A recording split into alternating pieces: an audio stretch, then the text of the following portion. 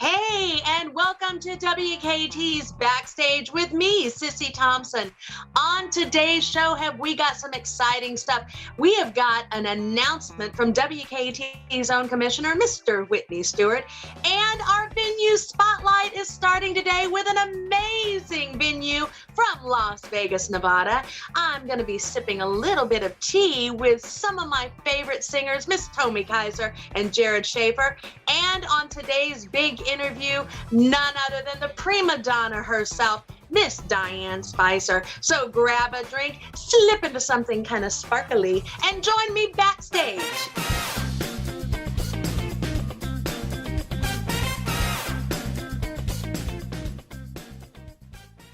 Hey, y'all. Hold on just a second. I've got a phone call from one of my students. I'm sorry. Hold on. Hello? I'm actually in the middle of taping my show right now. You want to do Jennifer Hudson's what? Listen, just like I told you the other day in lesson, I would love to be wearing a string bikini on the beaches of Maui this summer, but you know what that's going to take? Some work.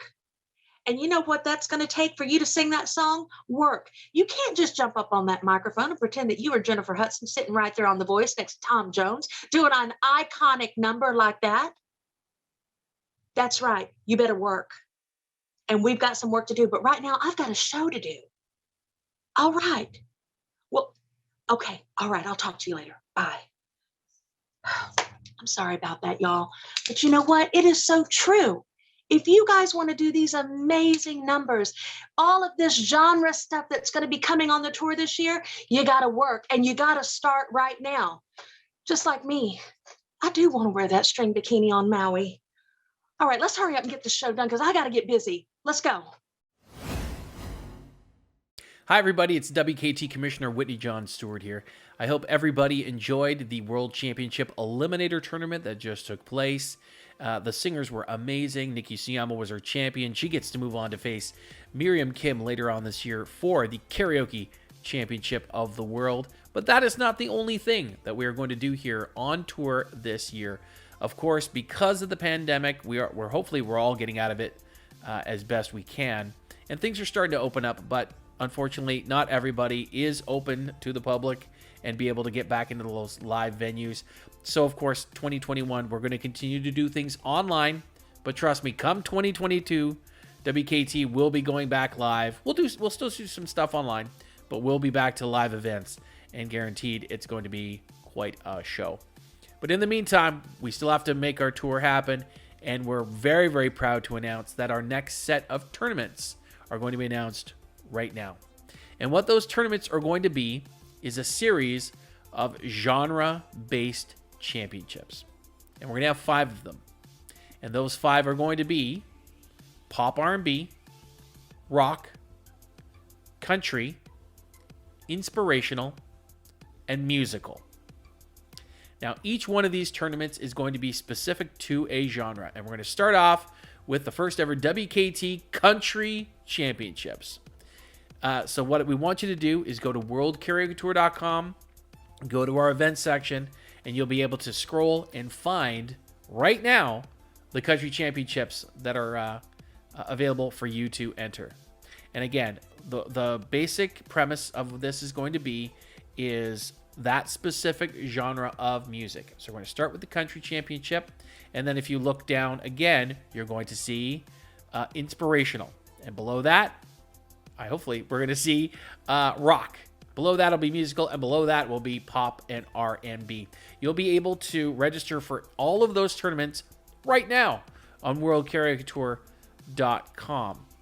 Now, if you want to enter all 5 of those events, there'll be a special link where you can actually register, sign up, pay your entry fees for all 5 of those tournaments, and we're going to give you a special discount if you want to be involved in all 5 of those tournaments.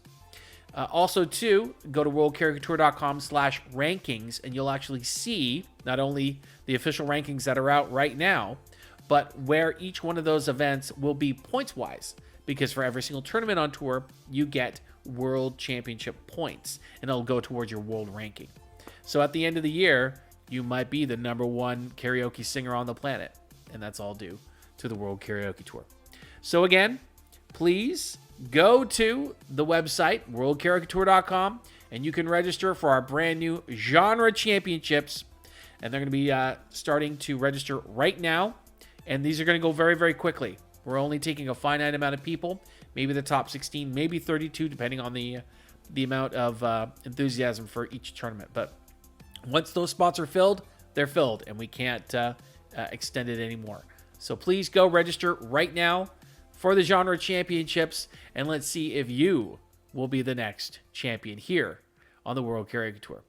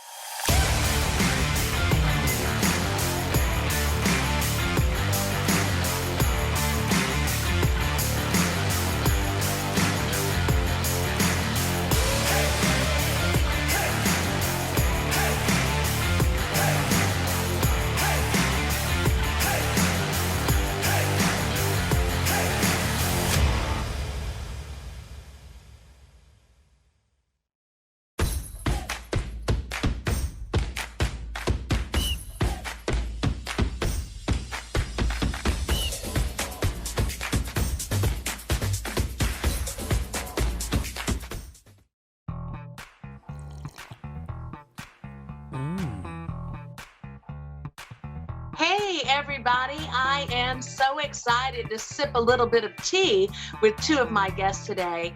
You know who they are. They are karaoke people that you see competing quite often. I would like to say howdy do to Miss Tomi Kaiser and Jered Shaffer. Welcome to Tea Time, guys. Hi. Hello. It's been a long time since I've spoken one-on-one with you, Tomi. What you been up to? Not a whole lot, working on some music. Might be doing a live for Pride in June, so we'll see how that goes. Wonderful. And you and your sweetheart finally made your move up to the West Coast. Where are you guys at now?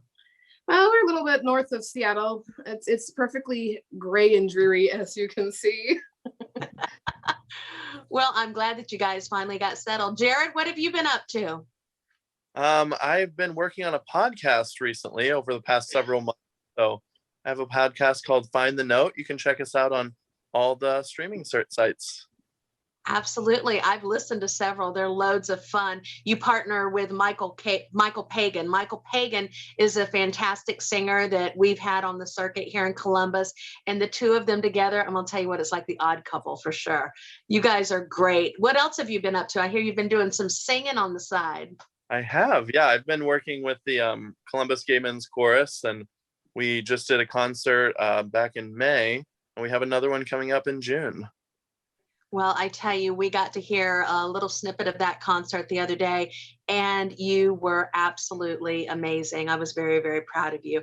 I wanted to talk to both of you guys because, first of all, Tomi was in Keep On Singing as well as you, but Tomi actually works all the time with Mr. Michael Cagle, who was your coach on Keep On Singing, right? Correct. So let me ask you this, Tomi. How was your experience with Brian Scott? You worked with Brian Scott, who's an amazing friend of ours, entertainer. Coach, fill us in a little bit on how that went. Well, let me tell you first thing first. Scott always, like, for some reason, before I actually got to talk to him or know him, he was so intimidating. I don't know why. He just seemed like such a big person. And when they were asking me who I wanted, when I was making that decision, I was just so nervous that, because I work with Kegel, he's my normal vocal coach. So I wanted to try something new and step out of my box and see what I could learn from somebody who doesn't know my voice as well as Kegel does. And so when I got together with him, he's such a sweetheart and he's so nice and very professional. And he taught me so much in such a short time. And I think one of the things that a lot of people get to take away is like, I like to write notes of when people tell me, hey, you could do this better, you could do this better, because I want to retain that. I want to get better. And so he was very patient with me. He was just like the sweetest person ever. And I was just really, really grateful to have him. Well, we enjoyed watching your journey for sure. I loved some of your soft moments. You're known for this big stage-like quality voice, but I have to be honest with you, and I shared this with you throughout the Keep on Singing journey. Some of my favorite moments were when you were just a little bit more intimate, and the softer quality of your voice was just so beautiful. Jered, you worked with Kegel during Keep on Singing, and you had a performance that was really amazing, and you know which one I'm talking about. Tell us a little bit about your journey with Kegel as a coach. Well, first off, I want to say, Tomi, you did great. I really appreciate it as well. So working with Michael Kegel, I've known him through the karaoke circuit here for a few years. So we kind of knew each other, but had not ever worked together before. So working with him was really great. He really helped me widen my horizons. One of the things that he taught me that he pushed me, I guess, to try was I always was scared of changing keys by an odd number. And the amount of times that he had me change a key by 3, I was like, no, let's not do that. And then I would do it like, this works perfectly for my voice, dang it. And I've been like that a lot more since then. But working with him was really great. One of the songs that was my personal favorite to sing was during our musical theater week. I did I'm Here from The Color Purple, which is not generally a song that a white boy and he helped me really make that my own and help me really tell the story of that song that needs to be told. Well, and you did such a great job. I mean, beautiful. And like I said, you can tell that you've really been working on your craft, especially with the latest performance that we saw online with the chorus. You just did such a beautiful job. And which, talking about the musical theater, kind of just easily transitions into what I wanted to talk to you guys about definitely today. When I think of both of you singers, and I told you pre-show, I think of both of your voices as musical theater. I mean, it would not surprise me at all to see either one of you or both of you on a show in Broadway. So I want to kind of touch base on that quickly. As singers, as competitors, how does it feel when you're going into a competition, especially one that definitely pushes you out of that musical theater box, going into other genres? Tell me, when you're getting geared up for competition, how are you feeling knowing that, okay, I'm coming out of this, going into a different genre that you're not so comfortable with? Nervous, of course, is the first thing that comes to mind. But for me, as a singer and as a person in general, I love the challenge of learning new things. One of the things that Kegel, like Jered was saying, is that he has a tendency to push you outside of your box. And so what I like to do is like look for something that has something that it can teach me. And through that, I have learned that there are a couple of country songs that I do really well. There are rock songs that I do really well. There are pop songs that I slay. I mean, it's just fascinating to see how all of that can transition into being able to sing, going back to Broadway, when you can take all those techniques that you've learned and apply them. Because when I first sang, my teacher Kegel gave me She Used to Be Mine from The Waitress. And it wasn't, right. I was like, meh, everybody does this song. And the first time I sang it, it was okay. But like, as I've learned through this journey about like how to sing, that more softer side and whatever, and kind of like taking little elements from each of the songs that I've learned over the years through Right. like competition, it has given me layers that I never had before. And I just Absolutely. recently re-recorded She Used to Be Mine and put it on my page, and my coach was just like, you have to like post that everywhere because it was amazing. And so Right. it's just, it's not about like being like freaked out because you're doing something different. Let that be your strength, because by learning something new, it'll add to your repertoire and it'll add to your voice.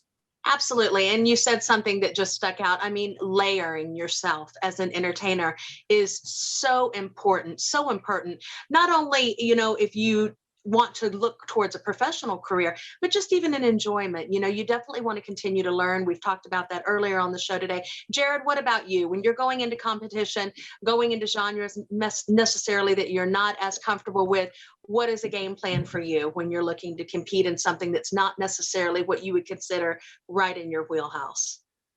I try my best not to put myself in a box. I've won country competitions. I do pop. I don't try to limit myself just to musical theater as much as I do love it. But the one thing that I love about musical theater songs, and that brings me back to them and has taught me with dealing with other genres, is musical theater songs tell a story. And most of the time that story can be like encompassed in that one song, even though it's driving the story forward in the show. Right. And I think that that's one thing that's really important to do when going to any other song, is you Right. need to find a story and you need to tell it. And Absolutely. that's something I theater completely agree. has That's done. true. That's true. And both of you do that so well. Both of you do that so well. You know, and I think I tell my students, you know, when the songwriter wrote the lyrics, he obviously had an idea in mind, you know, a muse, a story that either happened to him personally or something that he's come up with in his mind. But find your story within those lyrics and tell that story. And again, you guys have heard me say this. I know Jered has. Connect with it, because if you don't connect with it, you'll never be able to connect the audience to it. But both of you, again, you guys do this so effortlessly. I'm so thrilled that you could join me today to sip a little tea. I hope you'll come back again and join me next time. I'm proud of both of you, and we look forward to seeing both of you this year on the tour. Thanks so much for joining us today.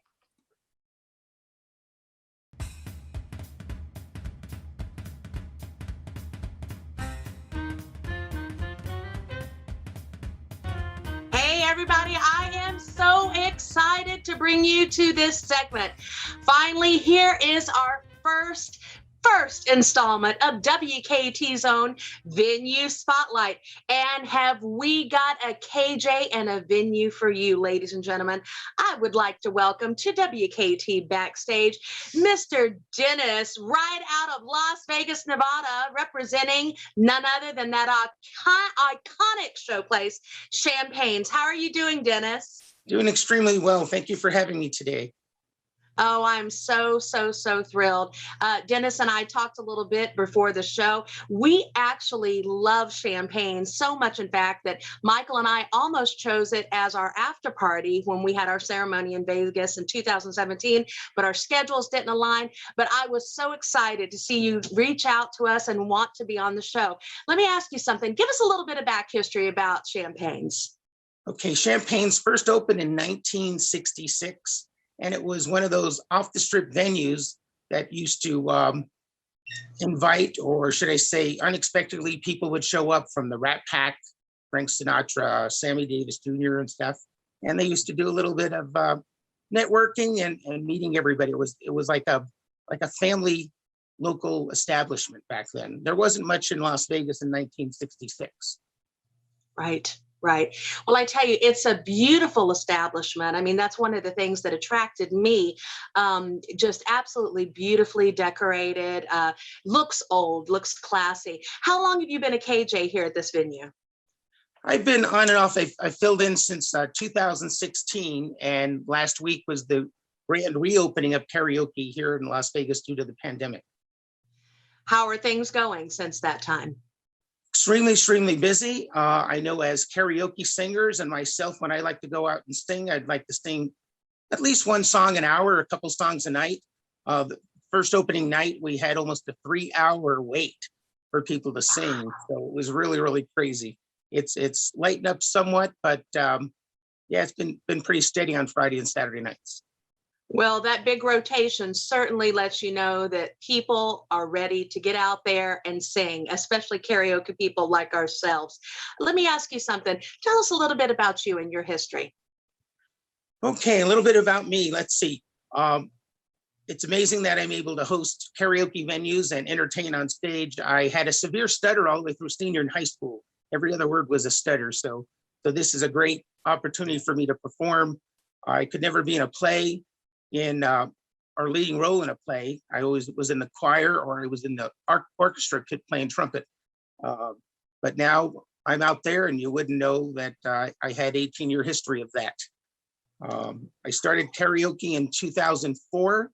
My son was the first one to host in our family.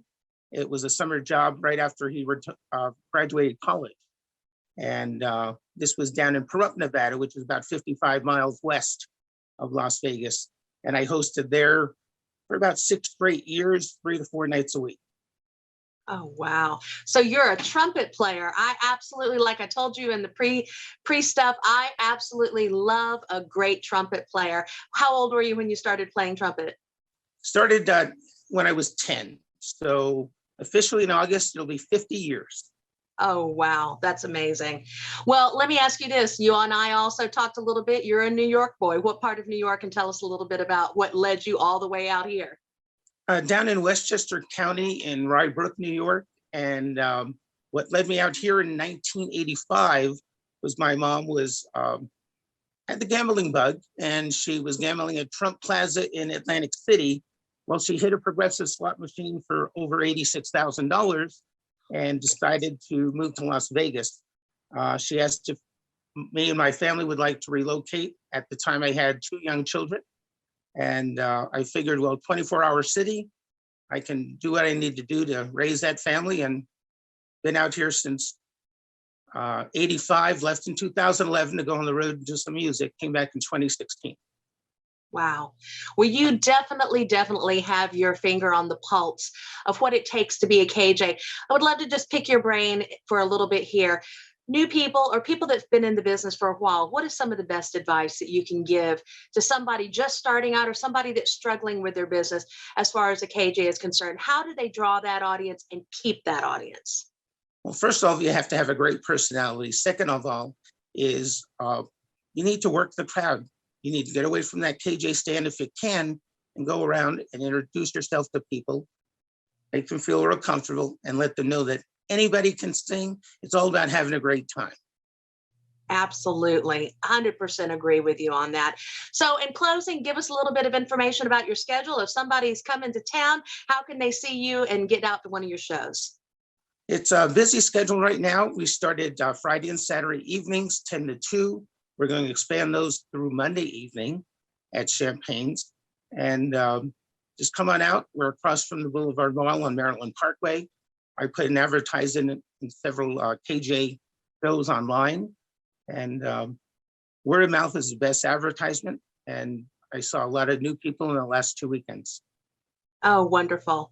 Well, I tell you what, I appreciate you so much for reaching out to us. Again, Champagne's is a fantastic, iconic venue. If you are in the Vegas area, do yourself a favor, drop by and see Dennis and the whole gang at Champagne's. Dennis, thanks so much for being with us here on WKT Backstage. I hope you'll come back and visit us again real soon. I certainly will. And I want to thank the owner, Greg Sims, for reaching out to me and asking me to be his host. Wonderful. Thank you so much. We'll see you again real soon. Thank you. Take care.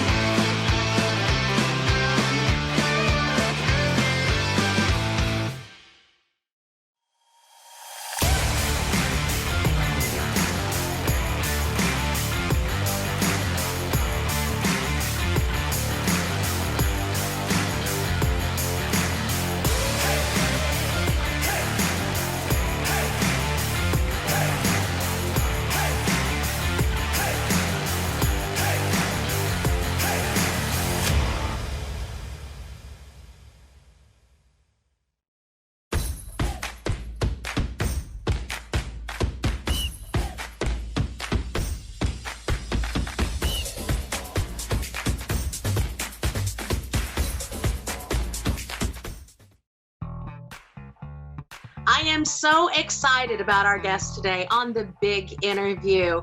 She is a fantastic, fantastic singer. I know many of you have seen her in competition, but I just wanted to bring her on and let's get to know her a little bit better, not just the singer. Ladies and gentlemen, please make welcome the incomparable Miss Diann Spicer. How are you doing, beautiful?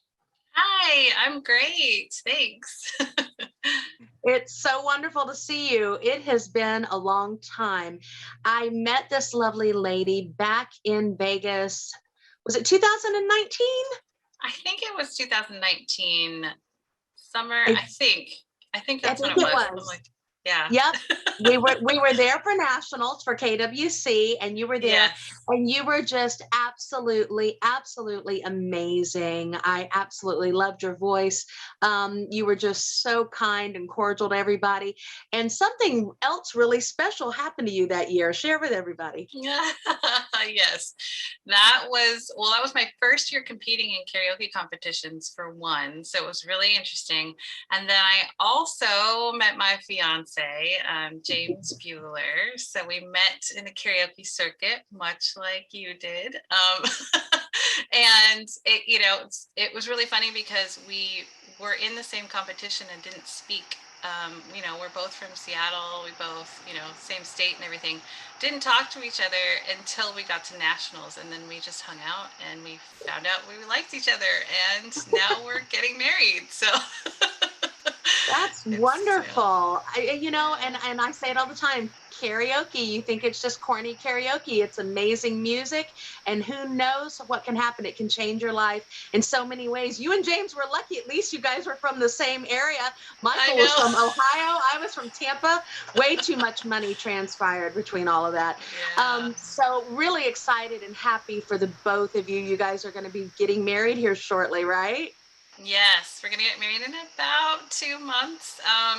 So it's been quite a journey. Like we both say it's definitely a community and a family. Like karaoke Absolutely. is not just singing, it's a family. I mean, without this, we wouldn't be together, we wouldn't have known each other. So it's really exciting. and it feeds the bug. I can only imagine, and I'm sure you guys deal with this too. I mean, of course, pre-pandemic, when things were back the way they used to be, I mean, Michael would look at me and say, "Hey, what do you want to do tonight?" "I don't know. What do you want to do?" "Karaoke." "Yeah." So it's great. It's great to have somebody that loves exactly what you love to do. You know what? I want to delve back in and let's go a little bit further back. Tell me a little bit about your beginnings with music. Yeah, well, I mean, beginnings. I mean, I grew up in a musical family. Both my parents sang and played musical instruments through school, all of that. And I have an older sister. We used to sing together. Funny thing, my sister is actually in a death metal band in Canada, and I am an opera singer. So it's very, both sides of things. It's very interesting, but we both grew up in a musical family, and I chose to get my degree in music when I went to college. I was in lots of choirs growing up in high school and all of that, and then I got my degree in music arts when I went to college, and have been singing, classical music for a very long time. Been in community choirs, been in community opera companies, even started a couple of my own. I have, right now in COVID, it's not really the same, but I have a women's choir, and then I also have a joint opera company that we were starting before COVID. So yeah, it's just, I've just been in music for a very long time, and I was looking for kind of a different outlet and different ways to perform, and so karaoke competitions came about. And you found it, and now Yeah. you're coaching. You're doing some coaching. So if anybody is interested in finding a coach over in your area, they can definitely reach out to us here, and we'll help you locate her. How is that going? Post-pandemic, dealing with all of this new stuff. How is that when you're doing coaching?